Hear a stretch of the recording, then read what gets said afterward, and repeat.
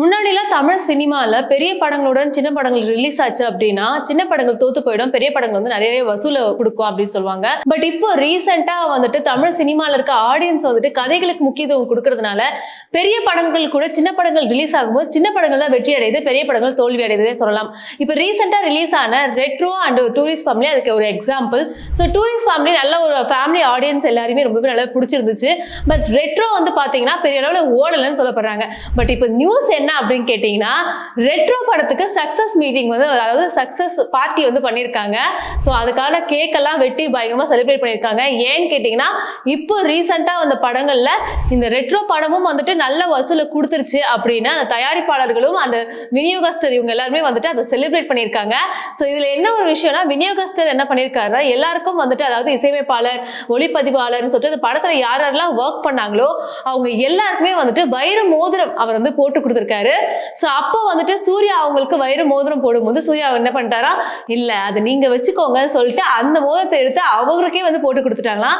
இன்னொரு நியூஸ் என்ன அப்படின்னு பாத்தீங்கன்னா, சூர்யா அவர்கள் ரெட்ரோ படத்துல வந்த அந்த லாபத்துல 10% வந்துட்டு அவர் நடத்துற அகரம் அந்த ஃபவுண்டேஷனுக்கு வந்து கொடுத்துட்டாங்க. சோ இதன் மூலமா நிறைய குழந்தைங்க வந்து படிக்க போவாங்க அப்படின்ற ஒரு நியூஸும் வந்துட்டு லேட்டஸ்டா நம்ம எல்லாருக்கும் தெரிய வந்தது. இதுக்கு நடுவில் அந்த வைர மோதத்தையுமே வந்துட்டு அவர் வந்து ஏத்துக்கல, அது வந்துட்டு யார் கொடுத்தாங்களோ அவங்களுக்கே போட்டுட்டாங்க அப்படின்னு சொல்றாங்க. அது மட்டும் இல்லாம அவர் இன்னொரு விஷயத்தையும் வந்து பதிவு பண்ணியிருக்காரு. சோ இந்த மாதிரி வந்துட்டு இப்ப மட்டும் நடக்கல, இதுக்கு முன்னாடி ரிலீஸ் ஆன படத்துக்கு வந்துட்டு நான் தங்க செயின் போட்டேன், பிரேஸ்லைட் போட்டேன், ஆனா எல்லாத்தையுமே வந்துட்டு அவர் எனக்கு ரிட்டர்ன் கொடுத்துட்டாரு, எந்த உதவியுமே அவர் வாங்கல அப்படின்னு. அதுவும் அவர் கூட ஒர்க் பண்ணதுல நினைச்சா எனக்கு ரொம்ப நெகிழ்ச்சியா இருக்கு, ரொம்ப சந்தோஷமா இருக்கு அப்படின்னு விநியோகஸ்தர் வந்து சொல்றாங்க. சோ நிறைய பேர் வந்துட்டு ரெட்ரோ படம் வந்துட்டு ஒழுங்கா போகல, இதுக்கு எப்படி இருந்தாலும் சக்சஸ் பார்ட்டி வைக்கிறாங்க அப்படின்னு சில பேர் கேட்கறாங்க. சில பேர்லாம் படம் நல்லா தான் பார்த்துச்சு, நல்லா ஓடிச்சு, நான் என் ஃபேமிலியோட போய் பார்த்தனே அப்படின்னு சில பேர் சொல்றாங்க. சோ இப்போ பெரிய ஹீரோக்களுடைய படங்கள் வந்துட்டு உண்மையாவே வசூல் வாங்குச்சா இல்லையான்றதே தெரிய மாட்டேங்குது. பட் ரிலீஸ் ஆன உடனே வந்துட்டு இவ்வளவு வசூல் வாங்குச்சா அப்படின்னு சொல்லிடுறாங்க அப்படின்னு பல பேர் அதை வந்து ஒரு விஷயமா பேசிக்கிட்டு இருக்காங்க. சோ அடுத்த நியூஸ் என்ன அப்படின்னு பாத்தீங்கன்னா, கஜனா படத்தோட இயக்குனர் வந்துட்டு யோகி பாபா அவர்களை வந்துட்டு சொன்னதுதான். யோகி பாபா அவர்கள் படம் ப்ரொமோஷனுக்கு வந்து வரமாட்டேங்கிறாங்க, அந்த படம் ப்ரொமோஷனுக்கு கூப்பிட்டோம்னா அது வந்து எக்ஸ்ட்ரா 7 lakhs கேட்கறாங்க அப்படின்னு அந்த கஜனா இயக்குனர் வந்துட்டு அந்த மேடையில சொன்னது ரொம்ப பரபரப்பா ஆச்சு. சோ யோகி பாபுவா இது மாதிரிலாம் கேட்டாரு அப்படின்னு நிறைய பேர் வந்து ஷாக் ஆனாங்க. இன்னும் சில பேர் வந்துட்டு யோகி பாபு மேல இந்த மாதிரி அவதூறுலாம் பரப்பாதீங்க, அவர் அந்த மாதிரியான ஆள் இல்லைன்னு பாதி பேர் வந்துட்டு யோகி பாபுக்கு சப்போர்ட் பண்ணியிருந்தாங்க. சோ இந்த சர்ச்சையை தொடர்ந்து அடுத்த நாளே வந்து பாத்தீங்கன்னா யோகி பாபு அவர்கள் ஹீரோவா நடிச்ச ஒரு படத்துக்கு வந்து பிரஸ் மீட்டுக்கு அவர் வந்திருக்காரு. சோ அந்த இடத்துல வந்துட்டு அந்த படத்தோட இயக்குனர் வந்து சொல்லியிருக்காங்க, இந்த மாதிரி யோகி பாபு அவர்கள் அவருடைய சம்பளத்தை வந்து கொஞ்சம் கம்மி பண்ண நல்லா இருக்கும் அப்படின்னு. அதுல கடுப்பான யோகி பாபு அவர்கள் சொல்லியிருக்காங்க, நான் வந்துட்டு என் வேலை உண்டு நான் உண்டுன்னு இருக்கேன், சோ யாரோட வம்புக்கு தும்புக்கு நான் போறது இல்ல, எனக்கு வந்துட்டு நிறைய இயக்குனர்கள் வந்துட்டு படங்கள் நடிச்சு கொடுத்துருக்கேன், நிறைய சம்பளத்தை எனக்கு பாக்கி வச்சிருக்காங்க, யாருமே எனக்கு சம்பளம் கொடுக்கல அப்படின்றத வந்து சொல்லிட்டாங்க. அப்படி யோகி பாபு சொன்ன உடனே ஒருவேளை கஜனா இயக்குனர் வந்துட்டு உண்மையாவே காசு கொடுக்கலையோ, அதனாலதான் அவர் வந்துட்டு அந்த ப்ரொமோஷனுக்கு வரலையோ அப்படின்னு வந்துட்டு எல்லாருமே வந்துட்டு அந்த கஜனா இயக்குனர் கிட்ட போனாங்க. பட் அந்த கஜனா இயக்குனர் வந்துட்டு அந்த படத்தோட பிரஸ் மீட் அப்பவே என்ன சொல்லியிருந்தாங்கன்னா, எங்களை மாதிரி இருக்க இந்த சின்ன படங்களுக்கு யாருமே சப்போர்ட் பண்ண மாட்டேங்கிறாங்க, சோ நான் யோகி பாபு அவர்களை கூப்பிட்டா அவர் வந்து வரமாட்டேன்னு சொல்லிட்டாரு, 7 லட்சம் எக்ஸ்ட்ரா கேட்கிறாரு. அதுவும் இந்த படத்துல வந்து பாத்தீங்கன்னா கோவில்ல இருக்க யாழியை வச்சுதான் அந்த கதைகளுமே இருக்கும், ரொம்ப ஃபேண்டசியான ஒரு மூவி இது. இப்போ வந்துட்டு 80 திரையரங்குகள்ல ஒரே ஒரு ஸ்கிரீன் தான் எங்களுக்கு கிடைச்சிருக்கு, எங்க படத்தை யாருமே சப்போர்ட் பண்ண மாட்டேங்கிறாங்க, இதுவே சாதி ரிலேட்டடா ஏதாவது ஒரு படம் வந்துருச்சு அப்படின்னா உடனே எல்லாருமே அதை சப்போர்ட் பண்றாங்க, அதை போய் பாக்குறாங்க, பட் எங்களுடைய படங்கள் யாருமே பார்க்க மாட்டேங்கிறாங்க, இன்னைக்கு நான் இந்த படம் ரிலீஸ் ஆயிடுச்சு பட் பெரிய அளவில் இந்த படம் போகவே இல்லை அப்படின்னு கஜனா பட இயக்குனர் வந்துட்டு சொல்லியிருந்தாரு. சோ யோகி பாபு அவர்கள் சம்பளத்தை பத்தின ஒரு செய்தியும் வந்துட்டு அவர்கிட்ட கேட்டப்போ அவர் என்ன சொல்லியிருந்தாருன்னா, எனக்கும் யோகி பாபுக்கும் தனிப்பட்ட முறையில எந்த ஒரு பிரச்சனையுமே இல்லை, நான் வந்துட்டு அண்ணா இந்த மாதிரி பிரஸ் மீட்டுக்கு வாங்கண்ணா அப்படின்னு கூப்பிட்டேன், பட் அவர் வரல, மற்றபடி வந்துட்டு எங்களை மாதிரியான படங்களை வந்து சப்போர்ட் பண்றதுக்கு இங்க யாருமே இல்லை. அதுவும் தமிழ் சினிமால வந்து பாத்தீங்கன்னா பாலிடிக்ஸ் நிறையவே இருக்கு, எப்படி அரசியல் நிறைய ஒரு பாலிடிக்ஸ்லாம் வந்து அங்க ஹேண்டில் பண்றாங்களோ எங்க படங்கள்ல வந்துட்டு டிராமாக்கள் இருக்கோ அதே மாதிரி இந்த மாதிரி சினிமாக்குள்ளேயே வந்து நிறைய டிராமாக்கள் இருக்கு, யாருமே வந்துட்டு எங்களை மாதிரி இருக்க இயக்குநர்களை யாருமே வந்து சப்போர்ட் பண்ண மாட்டேங்கிறாங்க. இந்த படத்தோட சிஜிலாம் வந்து பாத்தீங்கன்னா லண்டன்ல கொண்டு போய் அங்க போய் நான் ஒர்க் பண்ணி அதை முடிச்சு இந்த படத்தை வந்து ரிலீஸ் பண்ணியிருக்கோம், பட் இந்த மாதிரி படம் வந்து ஒழுங்காவே போகவே இல்லை, இது எங்க போய் முடிய போதோ அப்படின்னு கஜனா படத்தோட இயக்குனர் வந்து புலம்பி இருக்காங்க. சோ யோகி பாபு ஒரு பக்கம் யோகி பாபு அவர்களுடைய சம்பளம் கொடுத்தினா ஒரு சர்ச்சை இப்படி போய்கிட்டு இருந்தா, இந்த பக்கம் வந்துட்டு கஜனா படம் மாதிரியான படங்கள் வந்துட்டு பெரிய அளவுல போய் மக்கள் மத்தியில போய் சேர மாட்டேங்குது அப்படின்னு இந்த மாதிரியான இயக்குநர்கள் வந்துட்டு ரொம்ப வருத்தப்பட்டு இருக்காங்க. அடுத்ததா என்ன நியூஸ் பாத்தீங்கன்னா, சன் பிக்சர்ஸ் தொடர்ந்து ரஜினி அவங்க கூட சேர்ந்து படங்களை பண்ணிட்டு இருக்காங்க. இதுல என்ன ஒரு சுவாரஸ்யமான விஷயம் அப்படின்னு பாத்தீங்கன்னா, ரஜினி அவர்களுக்கு 2 மடங்கு சம்பள உயர்வா இருக்கு, அவர் நிறைய சம்பளம் வாங்குறாங்க அப்படின்னு சொல்றாங்க. ஏன்னு கேட்டீங்கன்னா தமிழ் சினிமால ஃபர்ஸ்ட் நல்ல ஒரு salary வாங்குற ஆக்டரா யார் இருந்தாங்கன்னா விஜய் அவர்கள் இருந்தாங்க. சோ விஜய் அவர்களுக்கு அப்புறமா தான் மத்த ஹீரோக்கள் வந்தாங்க. பட் இப்போ வந்து பாத்தீங்கன்னா ரஜினி அவர் தான் வாங்குறாரு. அவருக்கு 72 வயசு ஆகுது. இன்னமும் வந்துட்டு ஹீரோவா நடிச்சிட்டு இருக்காங்க. இப்ப தொடர்ந்து 2 படம், லோகேஷ் கனகராஜ் அவருடைய படமான கூலி படம் ஒண்ணு நடந்துட்டு இருக்கு. அதே டைம்ல நெல்சன் அவருடைய இயக்கத்துல ஜெயிலர் படமும் போயிட்டு இருக்கு.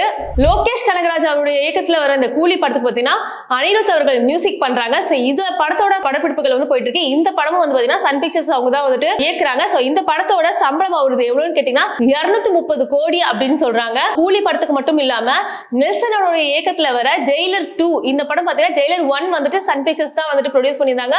அந்த படம் ரிலீஸ் ஆகியும் நல்ல ஒரு வரவேற்பு பெற்றிருந்தது. பல இண்டஸ்ட்ரியில இருக்க சூப்பர் ஸ்டார் எல்லாருமே வச்சு ஜெயிலர் 1 எடுத்திருந்தாங்க. நல்ல ஒரு பிரம்மாண்ட வெற்றினே சொல்லலாம். அந்த படத்துலயும் அனிருத் அவர்கள் தான் மியூசிக் போட்டிருந்தாங்க. இப்போ ஜெயிலர் 2லயும் அனிருத் அவர்கள் தான் மியூசிக் போடுறாங்க. சோ கிட்டத்தட்ட அதே டீம் தான் வந்துட்டு இப்போ மறுபடியும் ஒர்க் பண்றாங்க. சோ நெல்சன் அவருடைய இயக்கத்துல வர இந்த ஜெயிலர் 2 இந்த படத்துக்கு ரஜினி அவருடைய சம்பளம் பாத்தீங்கன்னா 230 கோடின்னு சொல்றாங்க. இந்த வயசுலயும் இந்த மாதிரி வந்துட்டு ஒரு படங்கள்ல நடிக்கிறது வந்து ரொம்ப பெருமையா இருக்கு அப்படின்றது மட்டும் இல்லாம ரஜினி வந்துட்டு இதுக்கப்புறம் படங்கள் பண்ண மாட்டாரு அப்படின்ற ஒரு சர்ச்சைகள் உள்ளாச்சு. அதுக்கு வந்து பாத்தீங்கன்னா ரீசெண்டா ரஜினி அவருடைய மனைவியான லதா அவங்க வந்து பிரஸ் மீட்ல வந்து சொல்லியிருக்காங்க, இல்ல இனிமே வந்துட்டு ரஜினி படங்கள் பண்ணுவாரு அப்படின்னு சொல்லியிருக்காங்க. அதனால ரஜினி அவர்களுடைய ரசிகர்கள் வந்துட்டு பயங்கர குஷி ஆகியிருக்காங்க. அடுத்ததா வந்து பாத்தீங்கன்னா விஜய் அவர்களுடைய பையனான சஞ்சய் இவர் வந்துட்டு ஒரு படம் இயக்குறதா நமக்கு எல்லாருக்குமே தெரியும். அதுவும் இல்லாம இந்த படத்துக்கு முன்னாடியே அதுக்கான படிப்பு எல்லாமே வந்துட்டு வெளிநாட்டுல போய் அவர் படிச்சுட்டு வந்தாரு. தென் இங்க வந்த உடனே எல்லா பெரிய ஹீரோட பசங்கள் எல்லாருமே வந்துட்டு ஹீரோவா தான் என்ட்ரி ஆவாங்க அப்படின்னு எல்லாரும் கருதப்படுவாங்க. பட் விஜய் அவருடைய பையன் வந்து பாத்தீங்கன்னா இப்ப இயக்குனரா என்ட்ரி ஆகுறாரு. அவர் இயக்குற இந்த படத்துக்கு சந்தீப் கிருஷ்ணன் அவரை தான் வந்துட்டு ஹீரோவா வச்சுக்கிறாங்க. சோ படப்பிடிப்புகள் ஆரம்பத்துல இப்ப ஸ்டார்ட் ஆகி நல்லா விறுவிறுப்பா போய்கிட்டு இருக்கு. இப்போ வந்துட்டு சந்தீப் கிருஷ்ணன் அவருடைய பர்த்டே வந்து போச்சு. சோ அதுக்கு ஒரு சின்ன கிளிப்பா வந்துட்டு ரிலீஸ் பண்ணியிருந்தாங்க. சோ அந்த கிளிப்பும் வந்து நல்ல ஒரு வரவேற்பை பெற்றுச்சு. இப்போ என்னன்னா இந்த படத்தை வந்து லைகா ப்ரொடக்ஷன் தான் வந்துட்டு எடுத்து பண்றாங்க, நம்ம எல்லாருக்குமே தெரியும் இல்லையா. சோ இதுல இன்னொரு சுவாரஸ்யமான ஒரு விஷயம் என்ன அப்படின்னு பாத்தீங்கன்னா இந்த படத்துக்கு லைகா ப்ரொடக்ஷன் கிட்ட இருந்து 25 கோடி வந்துட்டு வாங்கியிருக்காங்க. சோ இந்த அமௌண்ட்ல தான் வந்துட்டு அந்த படப்பிடிப்புகள் நடக்குமா அப்படின்னு கேட்டீங்கன்னா இல்ல, இந்த அமௌண்ட் கூட சேர்ந்து Jason Sanjay Joseph media entertainment வந்து யாரோடதுன்னு பாத்தீங்கன்னா விஜய் அவருடைய பையனான சஞ்சய் அவருடைய ப்ரொடக்ஷன் கம்பெனின்னு சொல்றாங்க. சோ லைகா அவங்க கிட்ட இருந்து வர அந்த அமௌண்ட்டும் அண்ட் இந்த ப்ரொடக்ஷன் கம்பெனியும் சேர்ந்து தான் வந்துட்டு இப்ப சஞ்சய் அவருடைய படமா வந்துட்டு இயக்க போறாங்கன்னு சொல்றாங்க. அது மட்டும் இல்லாம சஞ்சய் அவர்கள் இந்த படத்துல ஒரு இயக்குனரா மட்டும் இல்லாம தயாரிப்பாளராகவும் அறிமுகம் ஆகுறாங்க அப்படின்றது ஒரு குறிப்பிடத்தக்கது. இப்படி ஒரு நியூஸ் ஒரு பக்கம் பரபரப்பா போயிட்டு இருக்கு. இன்னொரு நியூஸ் வந்துட்டு பயங்கர வைரலா போய்கிட்டு இருக்கு. ஏன்னா ரீசெண்டா தான் வந்து பாத்தீங்கன்னா சாய் பல்லவி அவங்களுடைய பர்த்டே வந்துட்டு செலிப்ரேட் பண்ணாங்க. அவங்களுக்கு 33 இயர்ஸ் ஆகுது. சோ அந்த பர்த்டே செலிப்ரேஷன்லாம் நல்லா போய்கிட்டு இருக்க நேரத்துல அவங்கள பத்தின நியூஸ்லாம் நல்லா பரவலா பரவிட்டு இருந்தது. அது கூடவே சேர்ந்து இந்த நியூஸும் பரவிட்டு இருந்தது. என்னன்னு பாத்தீங்கன்னா சாய் பல்லவி அவங்க விஜய் கூட நடிக்கிறத வந்து தவிர்த்துட்டாங்க. நான் இந்த படத்தை நான் வந்து நடிக்கல, விஜய் கூட நடிக்கல அப்படின்னு சொல்லிட்டாங்க அப்படின்ற ஒரு நியூஸ் வந்துட்டு பரவலா பேசப்பட்டு இருக்கு. என்ன அப்படின்னு வந்து பாத்தீங்கன்னா இப்போ வந்துட்டு விஜய் அவர்கள் ரொம்ப பரபரப்பா அரசியலும் சரி படங்களையும் சரி ரெண்டுமே ஈக்குவலா பேலன்ஸ் பண்ணிட்டு வந்துட்டு இருக்காரு. அது மட்டும் இல்லாம விஜய் அவருடைய கடைசி படமான ஜனநாயகன் படம் வந்துட்டு நம்ம எல்லாருக்கும் தெரியும் பூஜா ஹெக்டே வந்து நடிச்சுக்கிட்டு இருக்காங்க. சோ விஜய் கூட ஒரு படத்துல நடிச்சிட மாட்டோமோ அப்படின்னு சொல்லிட்டு பல ஹீரோயின்ஸ் அண்ட் பல பேர் வந்து வெயிட் பண்ணிட்டு இருக்காங்க. அந்த படத்துல விஜய் அவருடைய படத்துல ஒரு சின்ன சீனா வந்தா போதும் அப்படின்னு வெயிட் பண்ணிட்டு இருக்காங்க. அப்படி வெயிட் பண்ணிட்டு இருந்தவங்க தான் ராஷிகா மந்தனா. சோ அதனாலேயே வந்து பாத்தீங்கன்னா அவங்களுக்கு வாரிசு படத்துல வாய்ப்பு கிடைச்சு அவங்க வந்து அதை ரொம்ப செலிப்ரேட் பண்ணாங்க. நிறைய இன்ஸ்டால எல்லாம் போஸ்ட் போட்டிருந்தாங்க.